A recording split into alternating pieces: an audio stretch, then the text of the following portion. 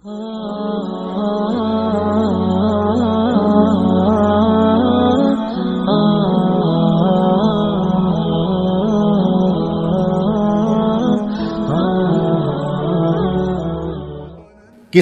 کا لکھا ہوا ہر شخص کو ملتا ہے، یہ بات طے ہے۔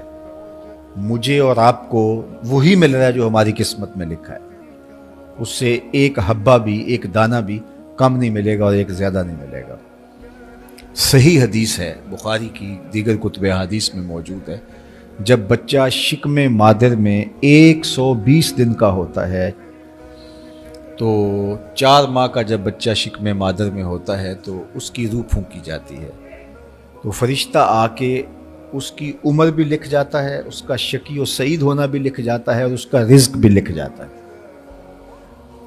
تو رزق جو لکھا گیا وہ ہمیں ملے گا، اور جب جب ملنا ہے تب تب ملے گا۔ جو لکھا گیا ہے وہ بہر صورت ہمیں حاصل ہوگا۔ اب وہ جو ہماری قسمت کا رزق ہے اس کے حصول کا ذریعہ کیا ہے؟ بذریعہ حلال ملتا ہے یا اس کے ذرائع حصول کے وہ حرام ہیں؟ تو یہ اللہ کے ذکر کو چھوڑنے کی سزا یہ ہے کہ ملا وہی جو قسمت کا تھا، لیکن دولت عثمان نہ ملی، دولت قارون ملی۔ لکھا جو تھا، مقسوم تھا، ملا وہی، ایک دانہ بھی زیادہ نہیں ملا اور ایک دانہ بھی کم نہیں ملا، لیکن اس کی سزا کاٹنی پڑے گی اس لیے کہ حصول کے ذرائع حرام تھے۔ تو حضرت اکرمہ رضی اللہ تعالیٰ عنہ فرماتے ہیں کسبن حرامن، تو معیشت تنگ کیسے ہوتی ہے؟ بندہ کہتا ہے کہ یہ تو بڑا کما رہا ہے لیکن کما بذریعہ حرام رہا ہے۔ اللہ اکبر۔ بعض اوقات کچھ لوگ محنت کر کے بھی حرام کماتے ہیں۔ ہم نے دیکھا کہ اس گرمی میں جو لوگ مزدوری کرتے ہیں اور بالخصوص لوہے کی بھٹی پہ جو کام کرنے والے ہیں، کتنا سخت کام ہے، لیکن وہاں بھی جو ہے وہ چاہے 15-20 منٹ جو ہے وہ خیانت کر کے اپنے اس رزق کو حرام بنا لیں اور ناجائز کر لیں، اتنی مشقت کے باوجود بھی کیتی کتری پئی خو محمد پھر سکہ بنے زردہ۔ تو ایک سودا ایسے بھی بک جاتا اگر 2 منٹ گاہک کو دیتا، لیکن جھوٹی قسم کھا لی اور وہ لے کے چلا گیا، سودا تو بک گیا لیکن ذریعہ اس کا حرام ہو گیا۔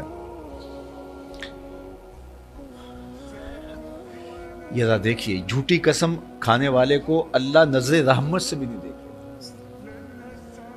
اتنی بڑی سزا ہے اس کی، اور نہ بکتا کوئی اور آ کے لے جاتا۔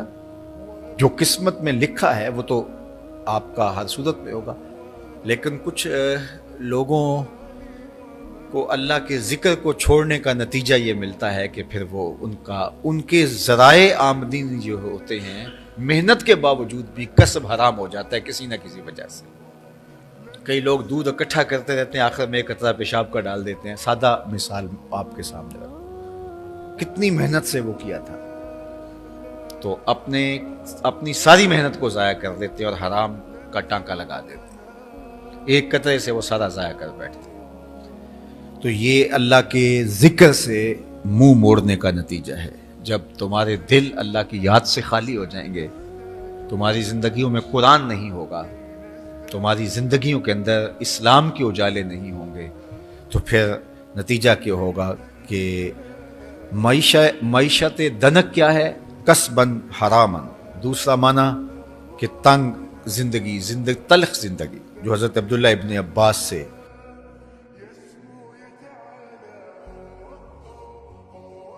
یہ امت خلیفہ بلا فصل، خلیفہ اول، امیر المومنین حضرت سیدنا ابو بکر صدیق رضی اللہ تعالیٰ عنہ کی مرہون منت ہے، ان کی احسان مند ہے۔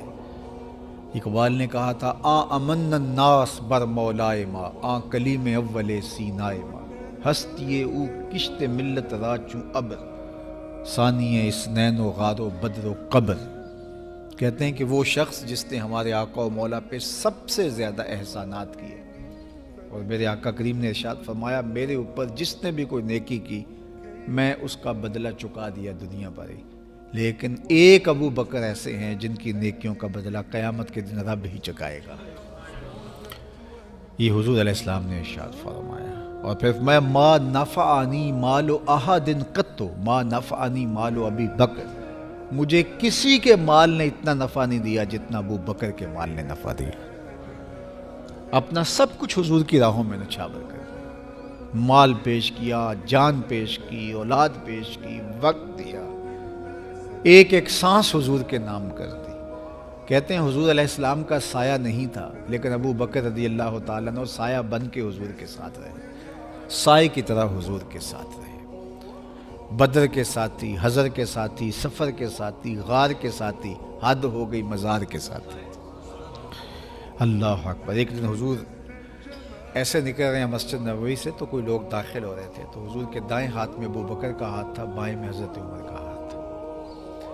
تو حضور ایسے دونوں کے ہاتھ پکڑ کے باہر نکل رہے تھے، تو کسی کو اندر آتے دیکھا تو اس کو دیکھ کر کے کہا قیامت کے دن ہم قبروں سے یوں ہی اٹھائے جائیں گے، میرے دائیں ہاتھ میں ابو بکر کا ہاتھ ہوگا، بائیں ہاتھ میں عمر کا ہاتھ ہوگا۔ اللہ اکبر۔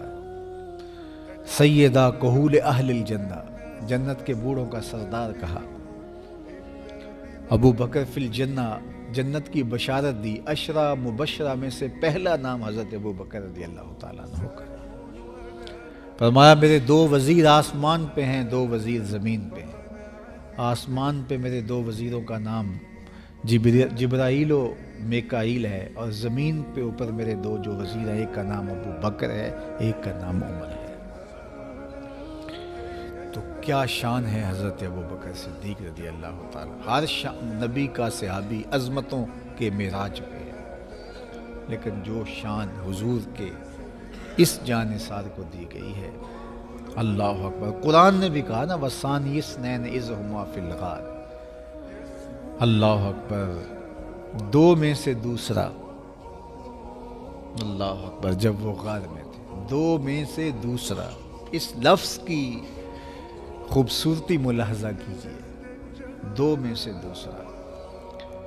حضرت عمر کہا کرتے تھے، حضرت صدیق اکبر کا ذکر کرتے ساتھ رو پڑتے اور کہتے کہ ابو بکر میری ساری زندگی کی نیکیاں لے لیں، وہ غار والی ایک نیکی مجھے دے دیں۔